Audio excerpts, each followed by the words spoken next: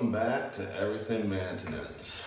We got another Whirlpool dryer here. And this one, she's hooked up to the juice. But doesn't matter what you do, she won't come on. As a matter of fact, she don't have any power. Nothing. There's a light inside this one. No light, no power, no nothing. Now, we've took a multimeter. We checked the board back here, the power grid. We got power. Power's going to the machine.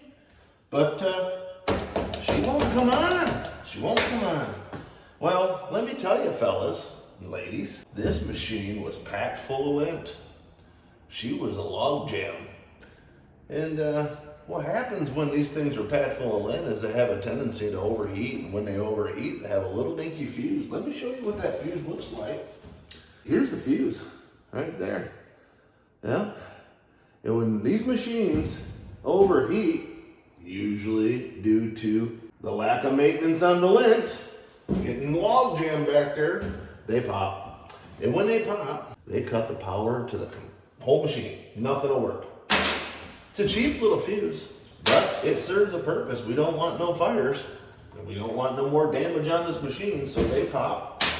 And I'm gonna show you how to fix on that on the back side. Okay guys, what you're gonna need for this is you're gonna need yourself a multimeter, and you're gonna wanna put it, you're gonna wanna put it on the ohms, you know? The chirp setting is what I like to call it. Okay, this is where you want it. And if you can see it there, you want it on the old chirp setting. And what I mean by chirp setting is that when you touch these two, you're gonna have conductivity. See, you're gonna, there you go. Now, what you're gonna wanna do is you're gonna wanna locate this here fuse right here. This is your fuse. You're gonna wanna pull one of these ends off, okay? And you're gonna wanna take and connect on both of the legs here. And if this fuse is good, she should make the chirp noise, and you have at least some kind of a reading on your voltage meter here. But you see, we don't have nothing. We just have the OL, okay? There ain't nothing. So that fuse is blown. And if that fuse blows, you won't have any juice to your machine. Now, I've already done the Liberty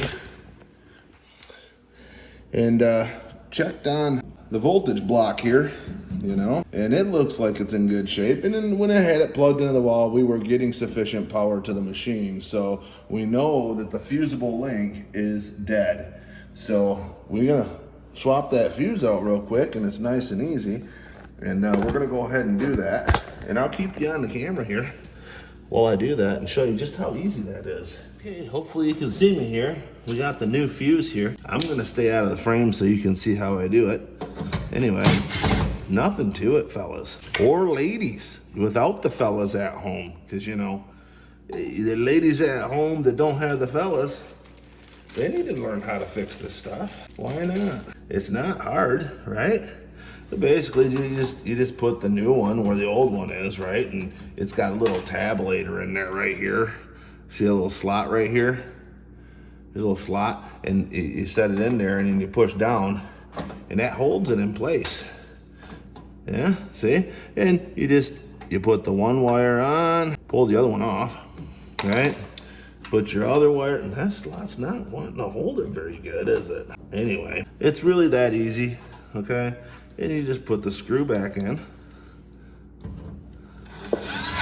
And you've successfully replaced a bad fuse. You know, I hope this helps you guys out.